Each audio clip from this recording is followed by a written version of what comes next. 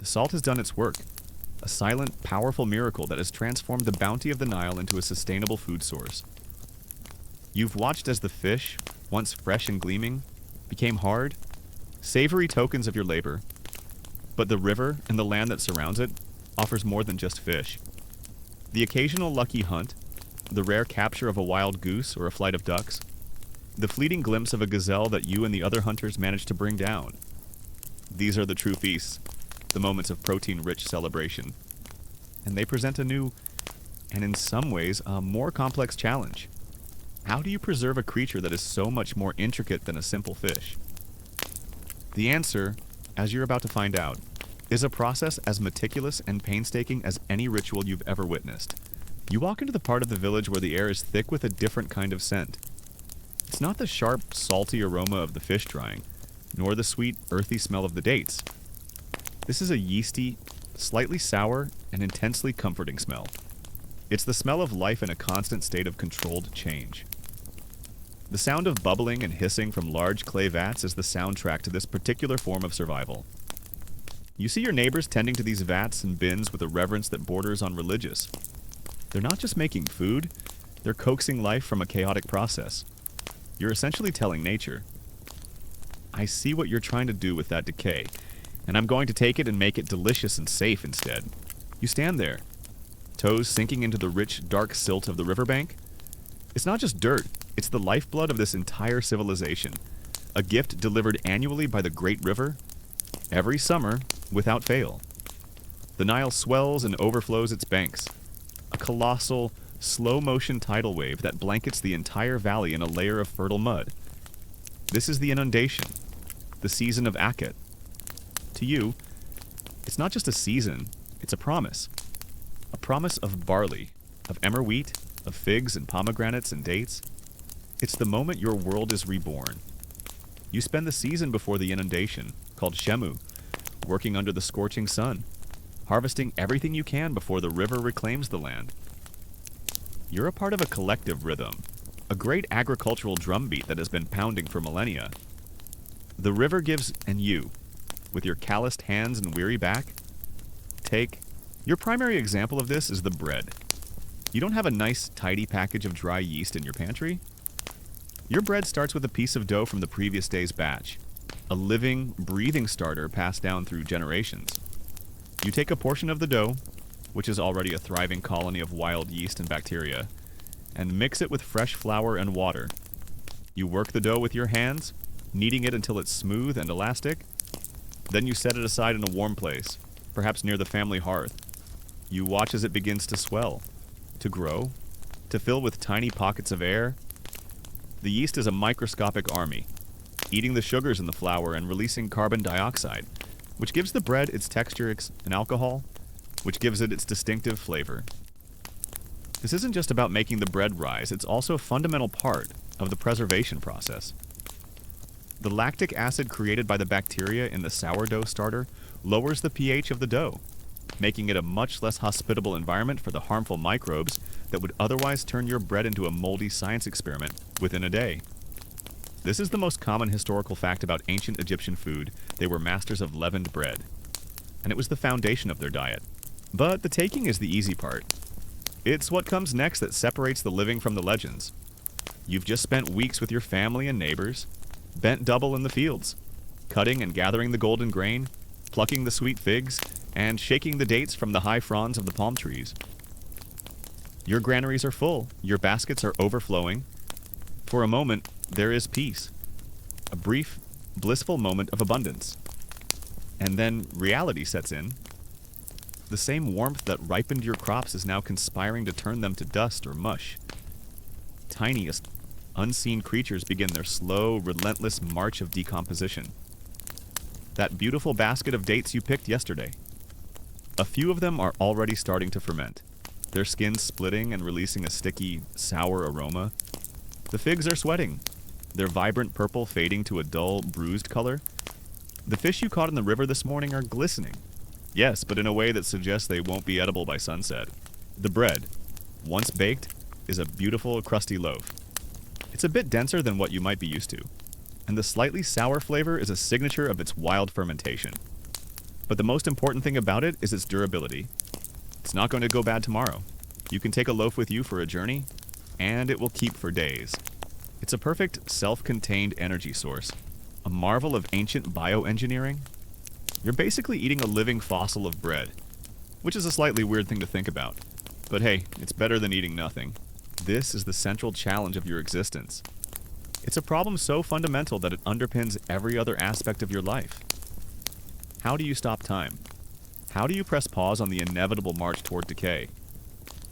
And let's be honest, you're not thinking about this in a philosophical sense. You're thinking about it in the most practical, stomach-rumbling way possible. The Nile gives, but it also takes. The harvest is a blessing. But if you don't manage it properly, it can become a curse, attracting pests, disease, and eventually, famine. The second, and perhaps even more famous. Use of fermentation is beer. This isn't the light, bubbly brew a modern person would enjoy on a hot day. This is more of a thick, nutritious porridge, a liquid bread that is an essential part of your daily caloric intake. The process is simple, brutal, and effective. You take loaves of partially baked bread, made specifically for this purpose, and you crumble them into a vat. You add water and a handful of a sweet, sticky substance, perhaps a few dates or some honey, to give the yeast a little extra sugar to feast on. The mixture is left to ferment. You can hear the bubbling and hissing of the yeast as they do their work, turning the starches into sugars and the sugars into alcohol.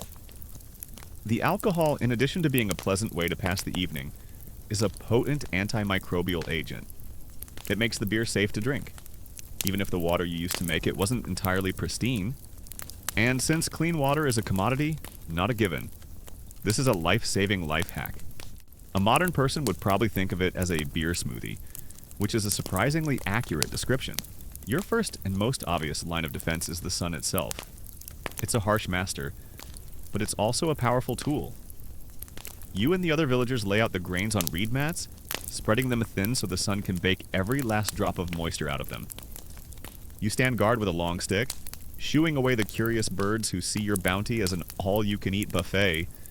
The process is slow and repetitive. You flip the grains, you stir them.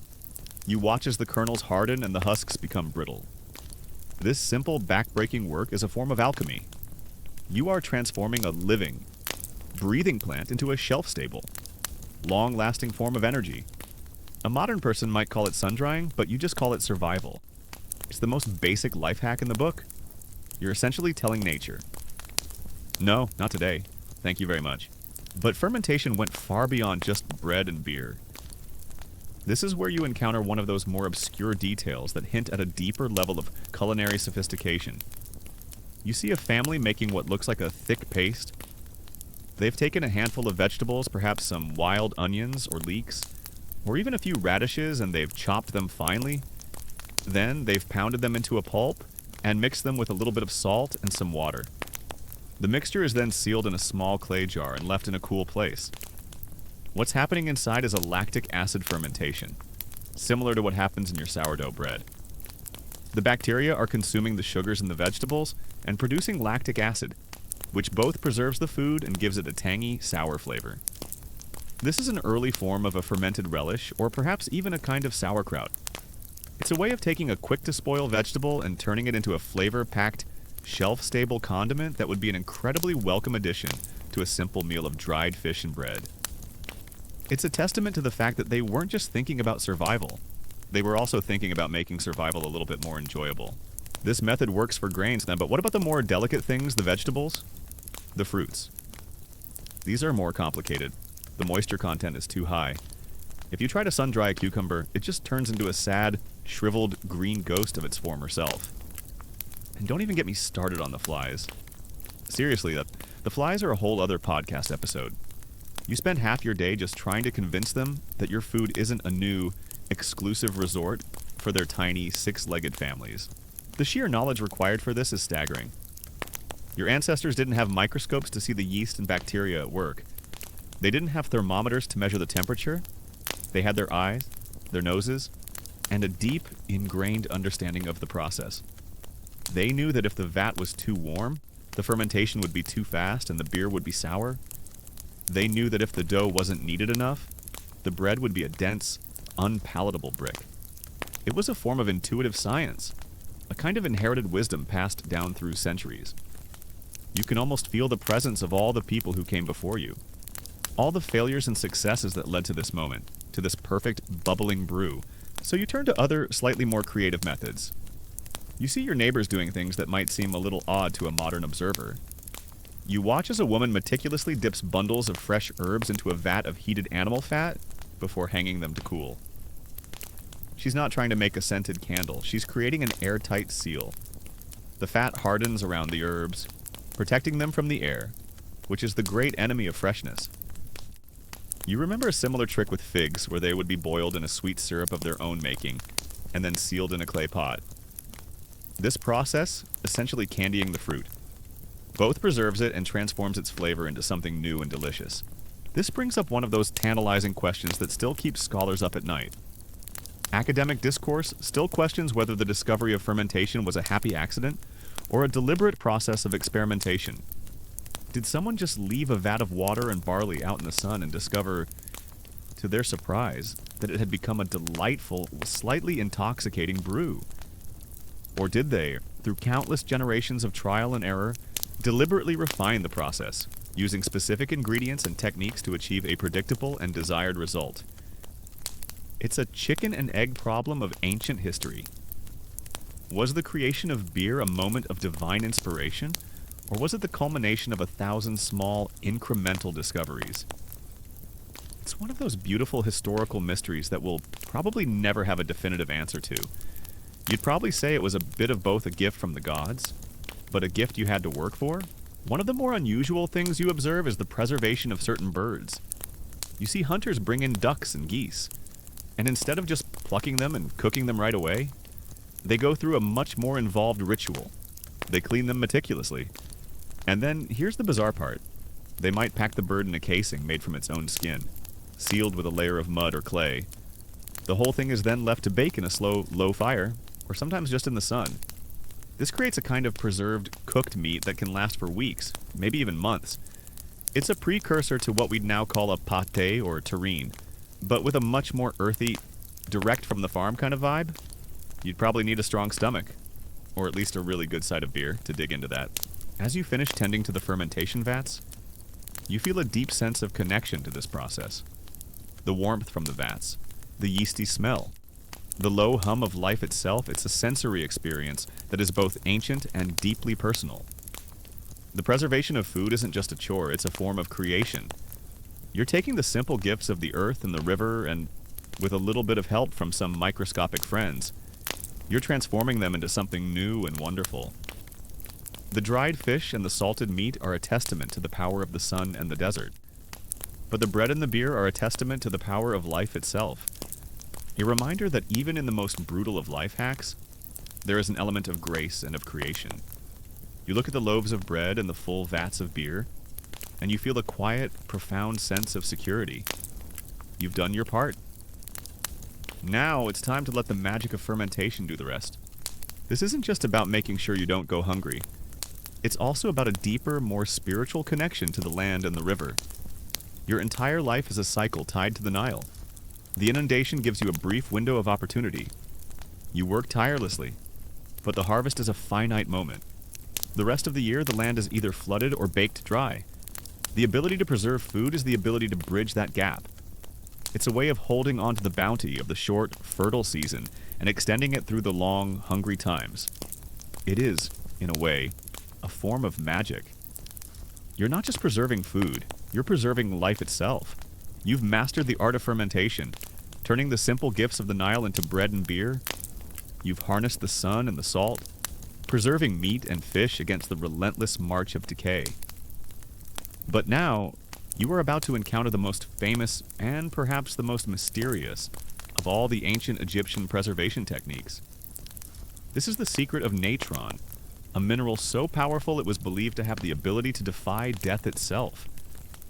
This is where the pragmatic, stomach-rumbling reality of food preservation meets the spiritual and the divine. You're not just preserving a piece of meat now. You are using the same substance that helped preserve the bodies of the great pharaohs. It's also important to remember that not all food preservation was about long-term storage. Sometimes it was just about making sure a meal was safe to eat for an extra day or two. Historians still debate whether the use of certain spices and herbs was primarily for flavor or for their antimicrobial properties. Did they know, in a scientific way, that things like garlic and certain herbs helped slow down spoilage?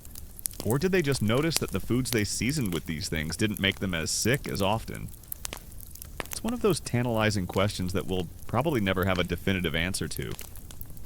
It's fascinating, really, just to think that something as simple as a pinch of thyme might have been a tiny, personal bulwark against the forces of decay. You walk to the edge of the desert, to a place where the earth itself seems to weep with saline tears. The air is dry and still, and the ground is covered in a white, powdery crust that shimmers in the harsh sunlight. This is a natron deposit, a gift from the gods that is both brutal and beautiful. It's a natural mixture of sodium carbonate, sodium bicarbonate, sodium chloride, our old friend salt, and sodium sulfate. To you, it's just a magical white powder with an incredible life-preserving power. The people who harvest it do so with a kind of quiet reverence, scraping the crust from the ground and packing it into large, heavy baskets. This isn't just a commodity, it's a sacred substance. You remember a joke from your youth?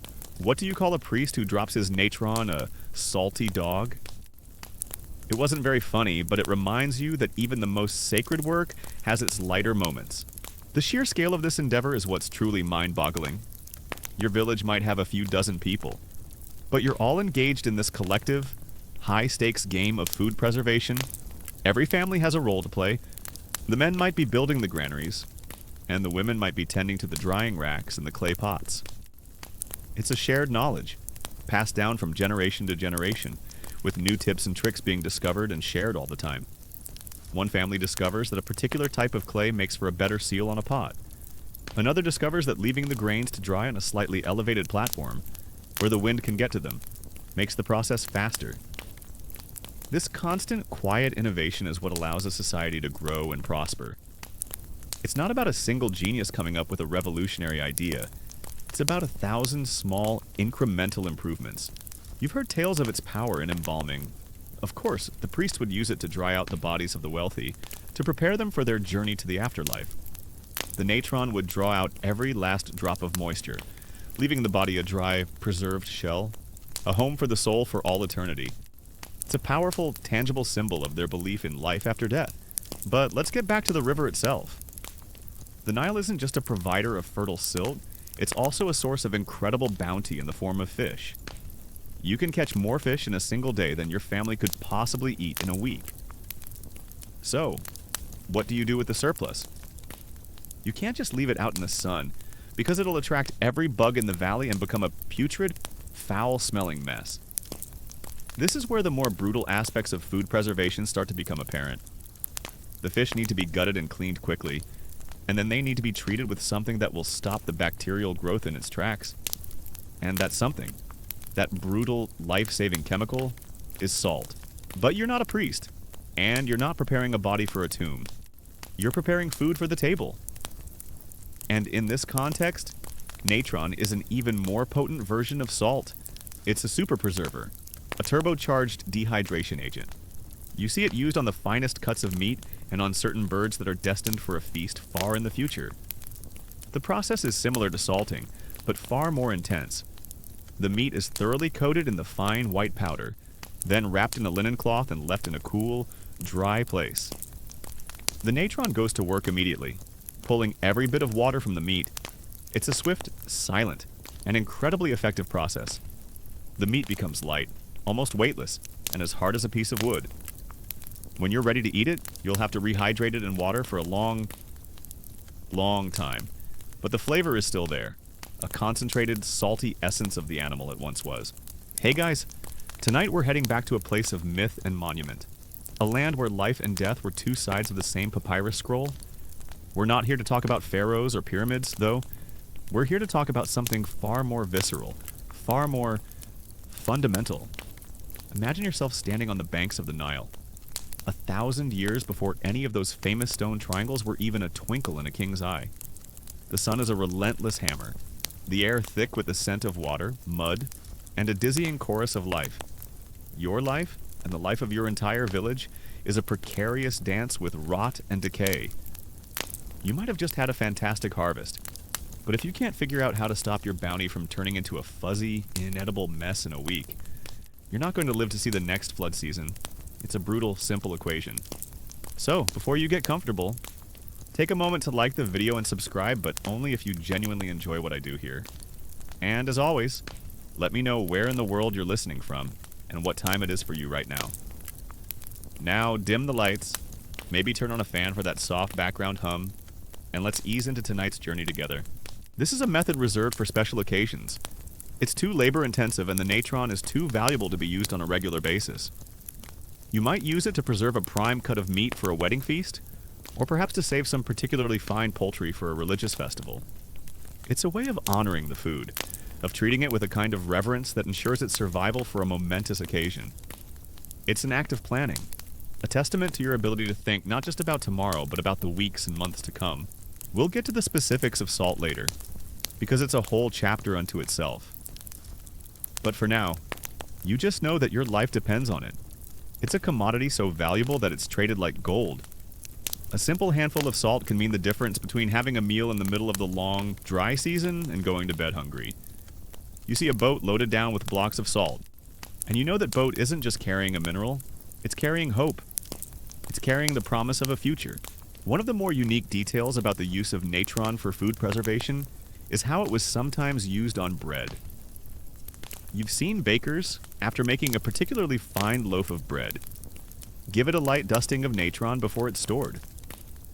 This wasn't for the flavor, but for an extra layer of protection. The natron would create a hostile environment on the surface of the bread, a microscopic shield against mold and other decay. It's a small, subtle act, but it speaks volumes about their understanding of the process. They were using natron as a kind of ancient food-grade preservative, a brutal, effective chemical weapon against the forces of spoilage. It's like an ancient version of a silica gel packet, only a lot more impressive and a lot more sacred. So as you walk away from the riverbank, with the sun starting to dip below the horizon, you feel the weight of this responsibility. The work is never truly done. The harvest might be over, but the preservation has just begun. The smell of drying grains, the sight of clay pots being sealed, the sound of a stone grinding against another stone. These are the sights and sounds of a civilization fighting a battle against time. It's a battle you have to win every single year with every single harvest. It's a battle that will force you to become an alchemist, a chemist, and a storage master all at once. And you're only just getting started. Historians still debate the true extent of natron's use in daily life versus its more famous use in mummification. Was it a common kitchen staple for the elite? Or was it a rare and precious substance reserved almost exclusively for religious and ceremonial purposes? The archaeological record shows plenty of evidence of its use in tombs, but less so in the common household. It's one of those beautiful historical puzzles, a silent debate between the artifacts and the textbooks. Perhaps its use in food preservation was a closely guarded secret, a specialized skill passed down through certain families or guilds. It's a tantalizing thought that the same substance that preserved the body of a king for eternity might also have preserved a goose for a humble family's feast. You've set your grains out, a vast golden carpet stretching across the sun-baked earth, a testament to your hard work. But the sun, that harsh, brilliant orb in the sky, is a tool with many uses, and it's not just for the barley and emmer wheat. The brutal heat that is so oppressive and unforgiving is also your greatest ally, the silent engine of your entire food preservation system. This is the oldest, most fundamental life hack there is, using the sun to simply take the water away. As you finish watching the natron being applied to a choice piece of meat, you feel a deep sense of connection to this place and this time. You are part of a civilization that saw no real difference between the sacred and the profane, between the body and the food that nourished it. The same process that prepared a king for the afterlife also prepared a meal for your family. It's a beautiful, brutal, and incredibly effective system. You've gone from the raw, elemental struggle of a fresh harvest to the deep, almost spiritual rituals of preservation. You look at the natron, that shimmering white powder, and you feel a quiet awe. You have a secret weapon against time itself. You watch as the fruits you harvested begin their slow transformation. The deep, rich purple figs, sticky with their own sugars, are laid out on large, flat baskets woven from reeds. You arrange them carefully, not touching, giving each one its own personal space on the drying rack. A few days pass, and you see them change. The skin darkens, shriveling into a network of fine wrinkles. The flesh inside, once soft and watery, becomes dense and chewy. They shrink. Yes, but what they lose in size, they gain in longevity and flavor. The sugars within them concentrate, turning them into a kind of natural candy. A sweet, energy-rich morsel that will last for months in a sealed clay jar. It's an original form of dehydrated food, only instead of a fancy machine. You're using the universe's most powerful dehydrator. You can almost taste the compressed sunshine in every bite. You've walked away from the desert's edge, leaving behind the harsh, purifying power of natron. The taste of salt still lingers on your tongue, a reminder of the brutal efficiency of that life-saving mineral. But as you turn your back on the shimmering, white crusts of the earth, you are walking toward a different kind of magic. A preservation method that is not about harshness, but about a deep and profound sweetness. This is the world of honey and dates, the golden, sugary side of survival. It's a preservation method that doesn't just stop decay. It celebrates and enhances life itself. And the dates? Oh, the dates. These are a special kind of treasure.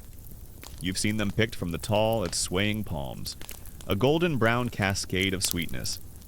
They too are laid out on mats, their glossy skins catching the light. As the sun beats down, they begin to sweat, and a thick, syrupy liquid seeps from their cores. This isn't spoilage, it's a natural process of self-preservation. The heat slowly bakes the moisture out, and the sugars form a protective, sticky layer. You have to turn them regularly to ensure an even drying process. It's a delicate dance, because if you leave them for too long, they become rock hard and inedible. But if you get it just right, they become chewy, intensely sweet, and almost infinitely durable. A handful of these dates can fuel you through a long day of back-breaking work, a true marvel of nature and a little bit of human ingenuity.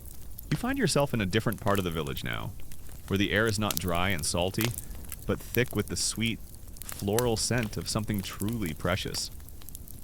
You can hear the low, contented hum of thousands of bees. This is the domain of the beekeepers, the keepers of a living, buzzing treasure. The hives are not what a modern person might expect. They aren't the neatly stacked wooden boxes you see today. Here, the hives are long, cylindrical clay pots, laid on their sides and stacked in rows, often with a mud and straw mixture sealing the ends. You see the beekeepers, their faces shaded by woven hats, calmly moving among them, a picture of quiet confidence. They have learned to work with these tiny, winged alchemists, and in doing so, they have secured a source of food and medicine that is almost divine. This is where the collective knowledge of the village comes into play. Not everyone is an expert in every crop. There are the grain masters who can tell at a glance when the barley is ready to be stored. There are the fruit whisperers who know exactly when to bring the dates in from the sun, just before they turn into stony projectiles. And then there are the people who have to deal with the most difficult and volatile of all your preserved foods, the fish. Honey, to you, is not a simple sweetener for your morning tea. It's a powerful natural preservative, a gift from the gods that is imbued with life-saving properties. Just like salt, it is hygroscopic, meaning it draws water out of its environment. Its incredibly high sugar content and low moisture make it a perfect, hostile environment for bacteria and mold. They simply cannot survive in its thick, syrupy embrace. It's like a sweet liquid tomb for microbes. The process of harvesting it is a delicate one, a dance of respect and timing. The beekeepers wait until the hives are full. Then they carefully open one end of the clay pot, using a gentle puff of smoke to calm the bees.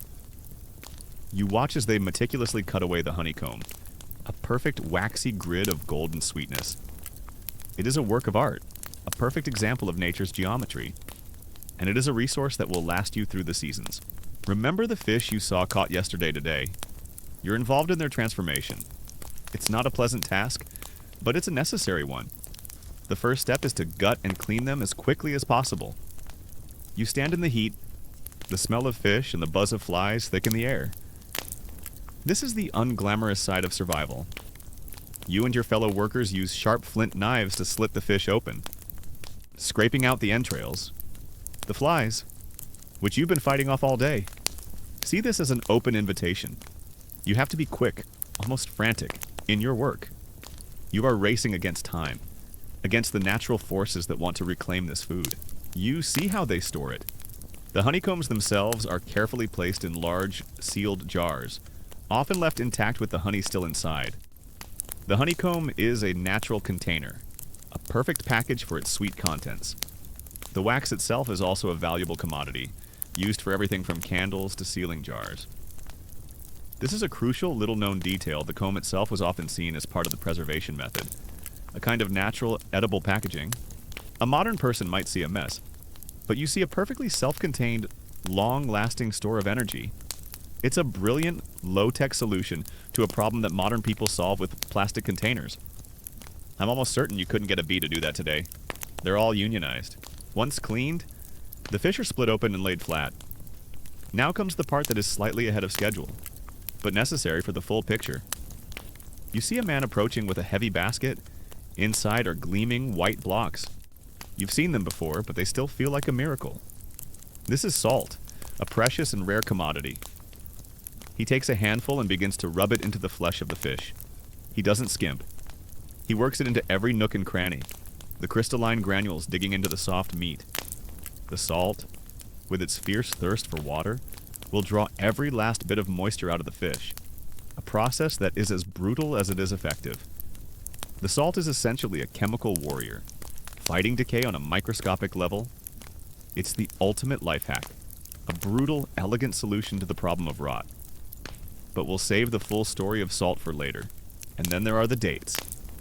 The tall, swaying palm trees that line the Nile are a source of both shade and an incredible, sweet bounty.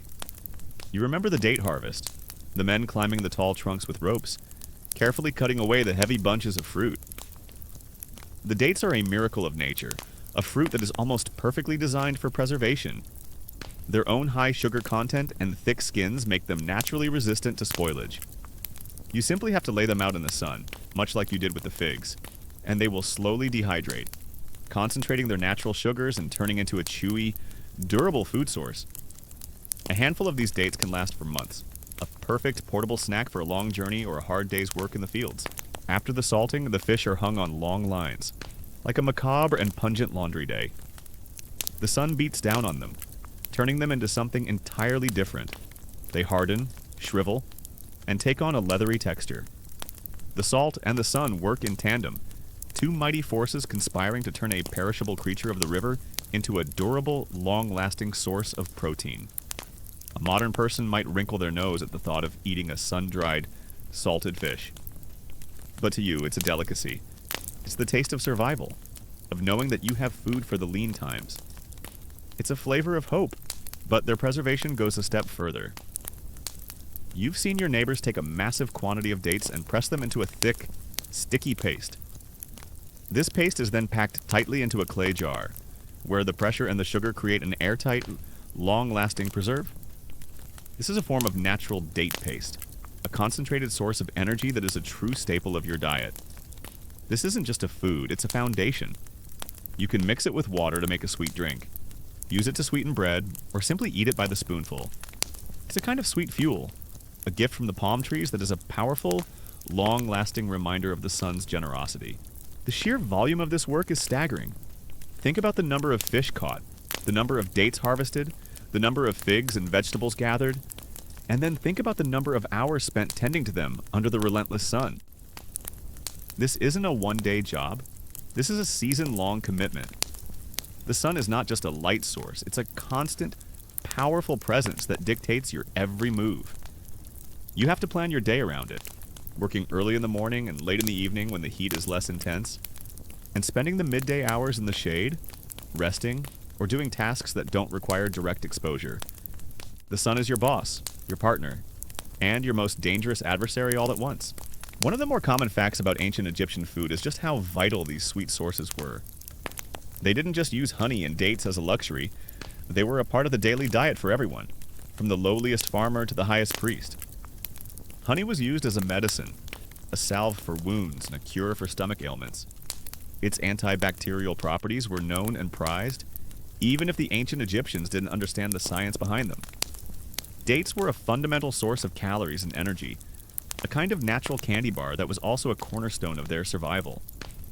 They were a reminder that preservation didn't have to be a brutal, salty affair. It could be a sweet, life-affirming process. That sticky patch on your tunic isn't a stain. It's a sweet memory. And this leads to one of those little-known details that modern people rarely consider. What about the delicate fruits and vegetables? The ones that would just turn to mush or get eaten by bugs? The ones that can't be easily dried in the open air? Some historians believe that while sun-drying was common, the Egyptians also used a technique that involved packing certain items, like grapes or certain types of beans, into airtight clay pots and then burying them in the sand. The heat of the sand would slowly and gently bake out the moisture, without the risk of flies or other pests. It's a low-tech, subterranean food dehydrator, a clever way of using the earth itself to do the work. It's a method that would have required immense patience and a certain kind of faith, trusting that your food would be safe and sound beneath the sand. And this brings up one of those tantalizing historical questions that still leaves scholars scratching their heads. Academic discourse still questions whether the ancient Egyptians cultivated bees for their honey from the very beginning, or if they initially simply harvested wild honey and later, through centuries of observation and trial and error, began to domesticate them. Was beekeeping a practice they developed independently? Or was it something they learned from another culture and refined over time? The earliest depictions of beekeeping are in the Old Kingdom, but were there even earlier, unrecorded attempts at domestication? The evidence is there in the art and the artifacts, but the exact timeline and origin story of this sweet partnership remains a beautiful and very sticky mystery. This is a beautiful example of the ingenuity of this ancient people. They didn't have thermometers or humidity gauges. They had their own senses, their own long-held traditions, and a deep, intimate understanding of their environment. They knew that the strength of the sun and the aridity of the desert air were a powerful combination. They learned through trial and error, through generations of watching food rot and food last. They figured out which fruits could withstand the full force of the sun and which ones needed a gentler touch. They learned which fish dried best and which needed the extra help of salt. It was a brutal, pragmatic, but ultimately brilliant process of scientific discovery. Historians still debate whether the ancient Egyptians understood the specific chemical reasons for drying food, the way that removing moisture inhibits microbial growth, or if they simply relied on a long-standing tradition passed down through generations. Was it a conscious, intentional understanding of microbiology, or was it a form of inherited wisdom, a process that just worked and was therefore followed without question? It's a fascinating line of inquiry. Did they see it as a scientific process or as a ritual? A sacred duty to preserve the gifts of the Nile? Perhaps it was a little bit of both. You'd probably say it was just how things were done. The way your father did it, and his father before him. No need to overthink it when there's a mountain of work to do. You've spent the better part of the day turning grains and flipping fish, and the sun is beginning its slow descent toward the western horizon. The intense, shimmering heat of the day gives way to a golden hour that paints the sky in shades of orange and purple. You can smell the change in the air. The harsh, baking scent of the midday sun is replaced by the softer, sweeter aroma of the drying figs and dates. The hum of the flies begins to fade as they settle in for the evening. You feel the weariness in your bones, the deep, satisfying ache of a day well spent. You look out over the village, at the fields, at the drying racks, and you see not just food, but security. You see the future. You see the promise of another day. And you know that tomorrow, when the sun rises again, the work will continue. The endless battle against decay is never truly over. But for tonight, you can rest. You've witnessed the sweet partnership with bees and dates, a preservation method that is as gentle and life-affirming as the salt drying was brutal. But now, as you return to the preparation areas, you encounter a method that is both luxurious and intensely practical. This is the world of oils, fats, and other ointments. A greasy, messy, but brilliant solution to a problem that neither the sun nor the salt could solve. It's a method that uses the very essence of the animals you hunt and the plants you grow to create a perfect, impenetrable shield against decay. You've spent days under the sun, turning and tending to your precious harvest. The grains are now safely in storage, and the fruits have become sweet, leathery morsels. But the fish are a different story. They've been laid out, gutted and split. Their pale flesh now a deep, sun-baked brown. But they would not have survived this long without the brutal and beautiful intervention of one of the most valuable resources in your world. The white blocks you saw earlier, the crystalline gift from the desert, is salt. It's more than just a seasoning, it's a form of currency, a life-saving tool, and a secret weapon against the forces of decay. You watch as a large pot is placed over a low, smoldering fire. Inside are chunks of rendered animal fat, perhaps from a wild boar or a prized ox. The fat has been cut into small pieces, and as the heat gently warms it, it begins to melt, releasing a strong, savory aroma. This is a process called rendering, a form of alchemy that turns a seemingly useless part of an animal into a valuable commodity. The fat sizzles and bubbles, and the fire must be tended with care. Too hot, and the fat will burn and turn acrid. Too cold, and it won't render properly. It's a delicate dance, a slow, patient process that requires a certain kind of wisdom.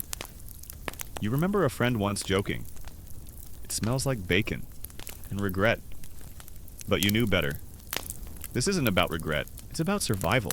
For you, salt isn't something you buy in a small box at a market. It's something that has to be painstakingly acquired. Your world has two primary sources: the saline marshes near the Mediterranean coast, and the vast, otherworldly deposits in the western desert. The salt from the marshes is gathered after the hot sun has evaporated the water, leaving behind a crust of shimmering crystals. This is backbreaking, eye-stinging work. But the payoff is immense.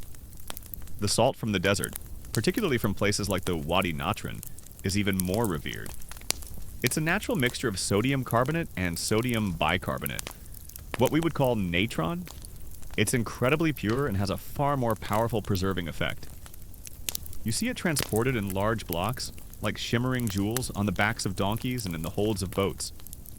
The men who carry it are not just merchants. They are the keepers of life itself, as the fat turns into a clear, golden liquid. You watch as your elder, the same woman who knew when to bring in the dates, carefully ladles the liquid into a clay jar. This rendered fat, or tallow, is not just for cooking, it's for preserving. You see her take a piece of roasted meat, perhaps a particularly tender duck breast, and she dips it into the liquid fat, coating it completely. The fat is still warm, but it's not scalding. It wraps around the meat in a viscous protective layer. She then places the meat in a separate jar. As the fat cools, it solidifies, turning into a hard, waxy seal around the meat. This isn't just about preserving the meat, it's about creating an airtight environment. The air, which you now understand is the primary enemy of freshness, cannot penetrate this thick, greasy armor. It's an incredibly effective life hack, a perfectly natural, biodegradable version of a vacuum-sealed bag. You've seen this white gold in action, and you know its power firsthand. The moment the salt is applied to the fish, a silent, microscopic war begins. The salt, being incredibly hygroscopic, immediately starts to pull the water out of the fish's flesh. It's like a sponge, a relentless dehydrator that works on a cellular level. It creates a hostile environment for the bacteria and microorganisms that would otherwise feast on the fish and turn it into a putrid mess. The salt essentially tells them, "Sorry, guys, this party is over. There's no water for you to drink here." It's a simple, elegant chemical reaction. But for you, it feels like magic. But animal fat isn't the only oily substance used for this purpose. You've seen other families using oil from certain plants. The most common is sesame oil, pressed from the tiny seeds of the sesame plant. This oil is a little more delicate and is often used to preserve things like small fish, or perhaps even certain vegetables and herbs that are too delicate for the harsh treatment of salt or sun. You've seen small fish, meticulously cleaned and gutted, packed tightly into a jar and then covered completely with this clear, fragrant oil. The oil, just like the fat, creates an airtight seal. The difference is that the oil stays liquid, allowing the food to be easily retrieved, while the fat has to be melted again. It's a matter of preference, and of what resources you have available. The process is not without its own rituals. A skilled preserver knows exactly how much salt to use, how deeply to rub it in, and how long to leave the fish to cure. Too little salt, and the fish will spoil. Too much, and the fish becomes a hardened, inedible brick. It's a delicate balance, a skill passed down from mother to daughter, from father to son. You remember watching your own parent, their hands coated in the white powder, their face a mask of concentration as they worked. They'd make a little joke, something like, "This fish is going on a long journey, so we've got to pack it a good lunch." But you knew they were deadly serious. The life of your family depended on it. One of the more unique and little-known details about this practice is the use of oil in preserving certain spices and medicinal herbs. You see a family taking freshly harvested garlic bulbs, and after peeling them, they place them in a jar and cover them with oil. The garlic, submerged in the oily liquid, will last for months without spoiling. The oil absorbs the flavor of the garlic, and the garlic is protected from the air. It's a brilliant 2-for-1 deal: preserved food and a flavorful oil for cooking. This is a testament to the ingenuity of your people. They weren't just preserving for the sake of preserving. They were also thinking about flavor and efficiency. It's a beautiful combination of practicality and art. I bet their breath was a powerful deterrent for any unwanted guests, both human and microbe. And it's not just fish that benefit from this incredible mineral. Meat, when you can get it, is also preserved this way. You've seen a haunch of gazelle or a side of beef, a rare and precious sight, salted and then stored in a cool, dark place. The salt and the coolness work together, an unstoppable team that turns fresh meat into a kind of preserved jerky. When you're ready to eat it, you might have to soak it in water for a day to draw some of the salt out, but it's still a far better option than going hungry. This salted meat, called fesik in some later traditions, would become a staple of special occasions, a way of celebrating abundance long after the hunt was over. This brings up a fascinating point of contention for modern scholars. Academic discourse still questions whether the ancient Egyptians understood the specific antimicrobial properties of certain oils and fats, or if they simply noticed that foods preserved this way lasted longer and didn't make them sick. Was their use of oils a form of a rudimentary understanding of microbiology? Or was it simply an inherited tradition that just worked? Did they know that the lack of oxygen was the key? Or did they think the oil itself was a magical, protective liquid? It's one of those beautiful historical mysteries that we may never have a definitive answer to. For you, it's a simple, undeniable fact. The fat and the oil protect the food.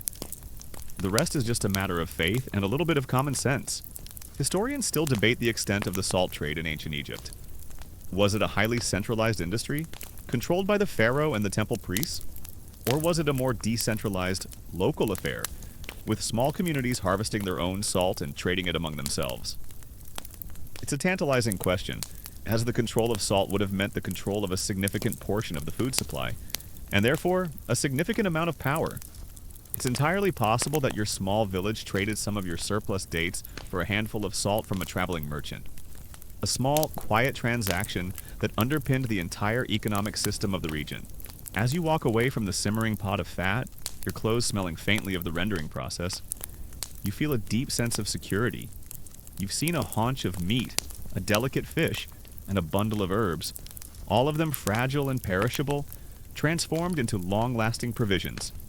You've harnessed the power of the sun, the desert, the river, and now the very fat of the animals themselves. You are a master of preservation, and in this brutal, messy, and brilliant world, that makes you a survivor. But salt wasn't just a preserver, it was also a purifier. You've seen it used to clean surfaces, to remove stains, and even in certain medicinal concoctions, it was a multi-purpose tool, a Swiss Army knife of the ancient world.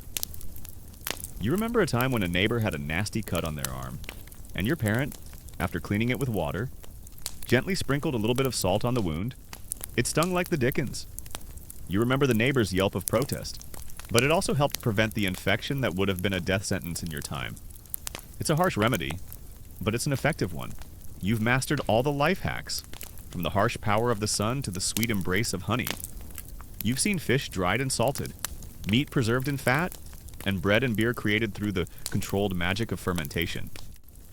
But all of this work, all of this brutal, painstaking effort, would be for nothing without the final, crucial step storehouses and sealed jars. This is where all of your efforts culminate, a silent architectural testament to foresight and survival. It's the final battle against time, a fortress built against the forces of hunger and decay. The brutal irony of this entire process is that the very thing that makes the desert so unforgiving, the dryness, the heat, the saline earth is also the thing that makes your civilization possible. Without the salt deposits, without the arid air, you wouldn't be able to preserve the gifts of the Nile. The desert is not just an obstacle, it's a silent partner in your survival. You walk through the village, and you see them everywhere. They are the silent, unassuming monuments to your civilization's success. The granaries? These aren't just simple sheds. They are massive, conical structures made of mud brick and reeds, with a small opening at the top for pouring in the grain. They are often elevated on a stone or brick foundation, a crucial bit of engineering that protects the grain from floodwaters, dampness, and rodents. The walls are thick, insulated against the brutal heat of the sun, and there are often small vents to allow for a gentle flow of air, keeping the grains dry and preventing mold from taking hold. The sheer scale of these buildings is impressive. You've seen them fill with the golden cascade of barley and emmer wheat, a waterfall of life that represents the collective effort of the entire community. It's an incredible, quiet feat of engineering. You watch as the last of the salted fish are taken down from the drying lines and stored in large clay jars. The jars are sealed with a mixture of mud and straw, a simple but effective way of creating an airtight environment. You know that these jars, filled with a year's worth of food, are the real treasures of your village. They are the monuments to your hard work, more valuable than any gold or jewelry. They represent the ability to withstand the lean times, to survive until the next inundation, to continue the great, slow rhythm of life along the Nile. But the granaries are for the grains. The other preserved foods, the ones that required more delicate treatment, are stored in a different way. You walk into your own home and you see them. They are everywhere. Clay jars of all shapes and sizes, stacked neatly in the coolest, darkest corner of the house. These are the lifeblood of your family. You see the large jars, a bit taller than your waist, that hold the salted fish.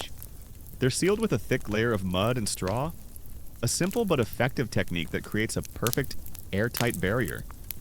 You remember the smell of the salt in the fish as you were preparing them. But now, the jars are silent. The food is safe. You take a deep breath. The air no longer thick with the scent of raw fish, but now a clean, dry, salty air. You feel the grit of the sand between your toes and the phantom sting of salt on your hands. You look out over the vast, shimmering expanse of the desert, and you feel a strange mix of respect and fear.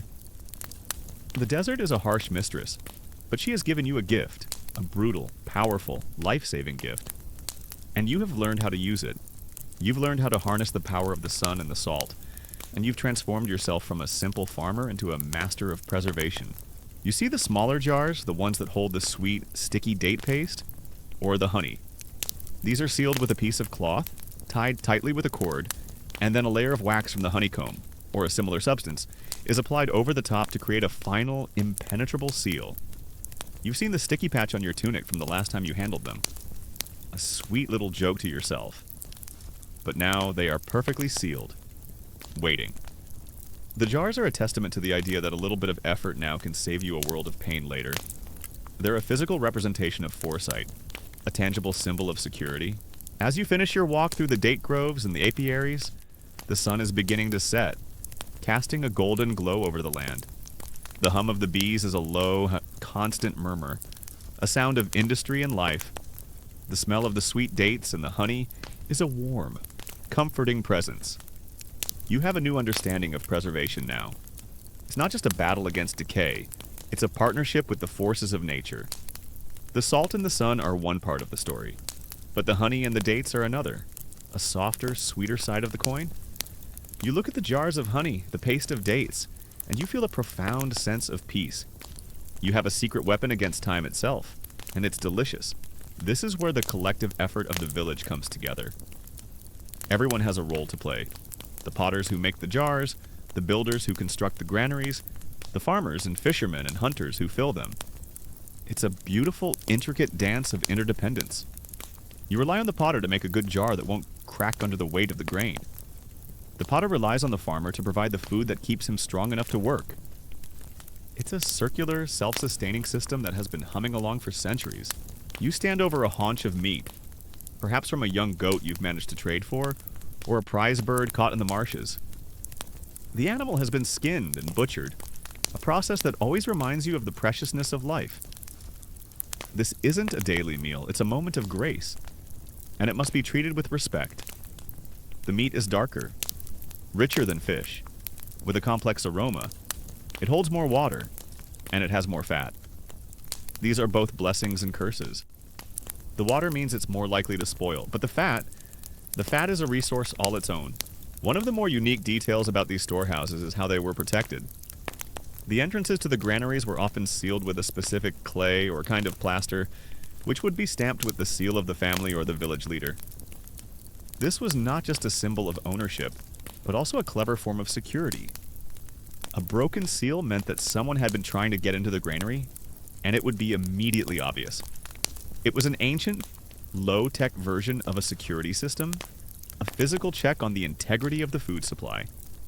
It's a brilliant little hack that shows just how much thought went into every single step of this process. It's a silent, non-verbal message that says, don't even think about it. Your first step is to section the meat.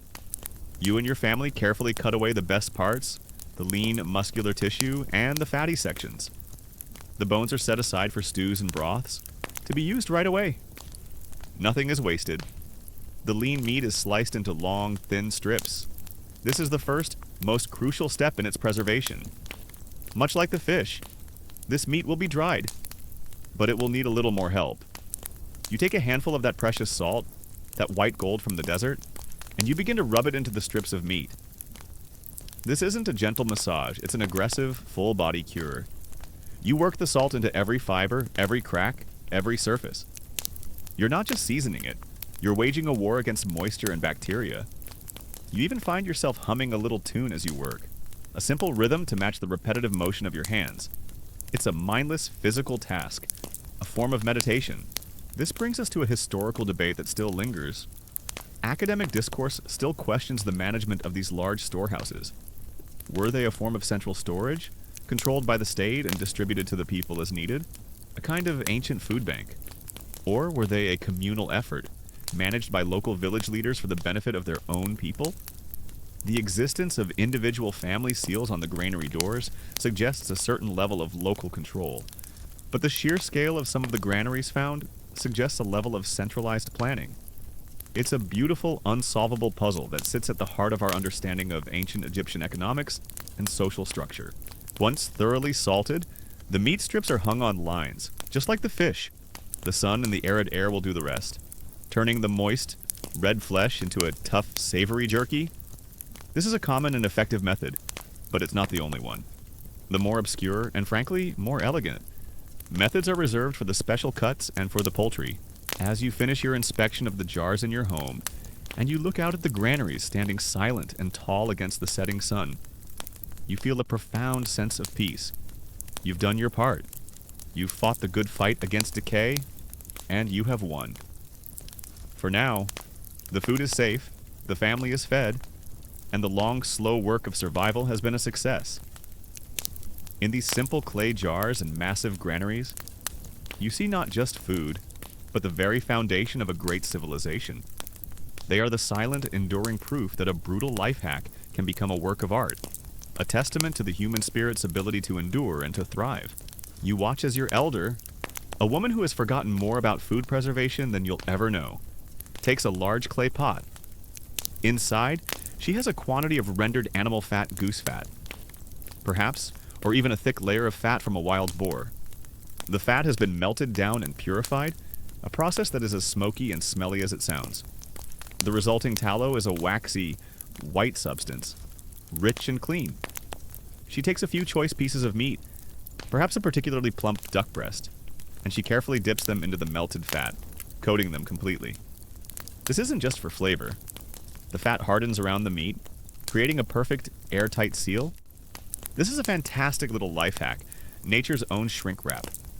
The meat, sealed away from the corrupting influence of the air, can last for months, maybe even longer, in a cool, dark corner of your home. It's a kind of preservation that is both luxurious and pragmatic. You've walked away from the silent storehouses and the neatly sealed jars, a deep sense of accomplishment humming in your chest. The village is quiet now, the sun has set, and the desert air, which was a constant, searing presence all day, has finally begun to cool. But before you can truly rest, there is one final crucial piece of the puzzle to consider. A final life hack that ties everything together. It's the simple, beautiful, and absolutely essential act of cooking. The process of preserving fowl is particularly fascinating. You've seen it done with wild geese. The birds are plucked and gutted, of course, but then something strange happens. The inside of the bird is stuffed with a mixture of salt, spices, and a handful of dried herbs. Then the opening is carefully sewn shut. The entire bird is then wrapped in a heavy, coarse cloth, which is then sealed in a layer of mud or clay. The whole package is then left in the hot sun. The sun bakes the clay, and the salt and herbs inside work their magic, curing the bird from the inside out. This is not your average Tupperware container. When the time comes to eat it, you'd have to crack open the clay, and you'd find a perfectly preserved, salty, and incredibly flavorful piece of meat. It's a method that seems almost ritualistic, a ceremony of preservation. For you, cooking is not just about making food taste good. It's a final act of preservation and a moment of communal celebration. You've spent weeks, maybe months, preparing these raw materials. You've turned them from perishable gifts of nature into durable, long-lasting provisions. But a dried fish is not a meal. A salted piece of meat is not a feast. They are the raw data of your survival. And cooking is the process that turns them into a story. You think about the gazelle hunt a few months ago. The meat was too precious and too plentiful to be simply dried. So you watched as the best cuts were salted. And then, after a brief curing period, they were packed into large clay pots. Then, here's the clever part. The pots were filled with a layer of fine, dry sand, which was heated in the sun. The hot sand would act as a gentle, all-encompassing dehydrator, pulling the last bits of moisture from the meat. This isn't a method for the faint of heart, as it requires a lot of sand and a lot of pots. But the result is a beautifully preserved meat that can last for an entire season. It's almost like a giant, low-tech oven that works without a fire. I bet modern people would love this for their backyard barbecues. You enter your home, and the air inside is warm and filled with a welcoming, complex aroma. A small fire crackles in the hearth, its light dancing on the walls. Your family is gathered, and the day's toil is beginning to melt away. You see a large clay pot, blackened from years of use, simmering over the fire. Inside, there is a thick, fragrant stew. It's a perfect example of what cooking means to your people. A few pieces of that tough, sun-dried fish have been simmering in the pot for hours, slowly rehydrating and releasing their salty, concentrated flavor. A handful of those sweet, chewy dates have been added, not just for flavor, but for their natural sugars and a bit of a pleasant tang.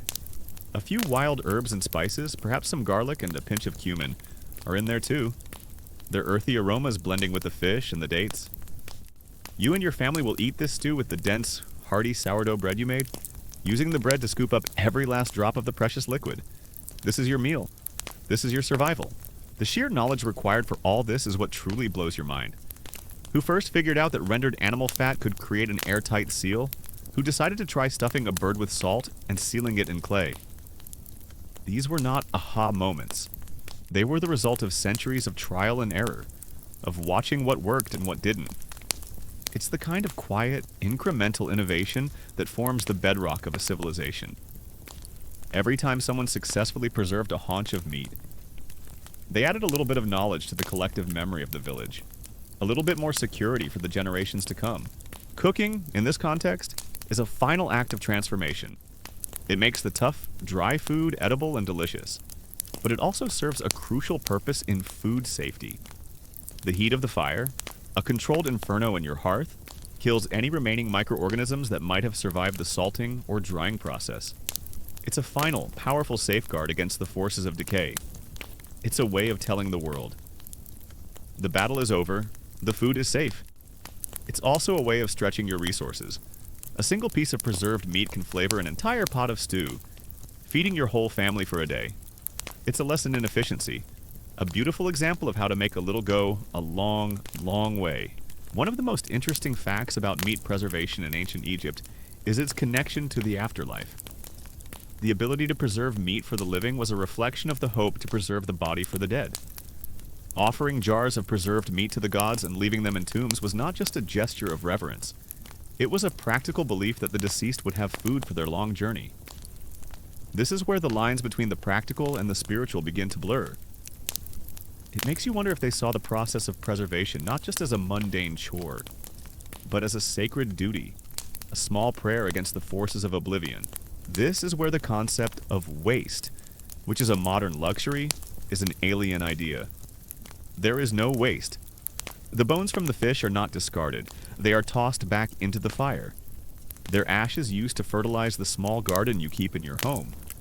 The leftover bits of bread, which are too hard to eat, are crumbled up and used to make more beer.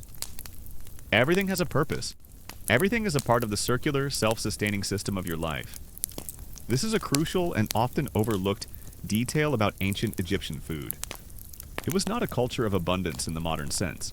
It was a culture of incredible hard-won efficiency, and this leads to one of those lingering questions that still perplexes modern scholars. Academic discourse still questions whether the ancient Egyptians understood the specific chemical processes at play, or if they attributed the success of their preservation to a form of sympathetic magic. Did they believe the salt and the sun were simply tools for a physical process? Or did they believe they were imbuing the food with a kind of spiritual protection? Did the specific herbs and spices they used have a known antimicrobial effect? Or did they just smell nice and happen to work? It's a tantalizing thought that every time you rubbed salt into a piece of meat, you might have been performing both a scientific experiment and a ritualistic incantation, all at once. You see your children, their faces lit by the firelight, eagerly eating their stew. You feel a profound sense of peace. You've done your part. You've fought the good fight against decay, and you have won. For now. The food is safe, the family is fed, and the long, slow work of survival has been a success. In this simple meal, you see not just food, but the very foundation of a great civilization. The stew is a culmination of everything: the bounty of the Nile, the harshness of the sun, the purity of the salt, the sweetness of the dates, the power of fermentation, and the simple, enduring magic of fire. It is a testament to the human spirit's ability to endure and to thrive. You finish the last of the salting and sealing, your hands smelling of salt, fat, and a faint hint of herbs. You look at the rows of clay pots and sealed packages and feel a deep sense of accomplishment. The brutality of the hunt, the grittiness of the butchering, the smell and mess of the rendering, all of it was worth it. The bounty of the land has been secured, and the long, slow work of survival has been a success, at least for now. You walk away from the work area, the sun setting on another day of endless labor, and you know that in these simple acts of preservation, you are not just feeding your family, you are building a civilization. The journey is over for now. The great, slow rhythm of life along the Nile will continue. The next inundation will come, the next harvest will be gathered, and the next season of preservation will begin. But for tonight, the work is done. The jars are sealed, the granaries are full, and your family is gathered around a warm hearth, eating a delicious meal. It is a beautiful, quiet moment of triumph. And as you get ready for bed, the fire crackling in the background, you can finally truly rest. You've preserved the bounty of the land and the river, turning fresh food into durable, long-lasting provisions. But there's another kind of magic at play here. A kind of alchemical transformation that doesn't involve the brutal heat of the sun or the biting power of salt. This is a subtler, quieter kind of preservation, one that harnesses the very forces of decomposition and bends them to your will. This is the world of fermentation, and it is the beating heart of your daily diet.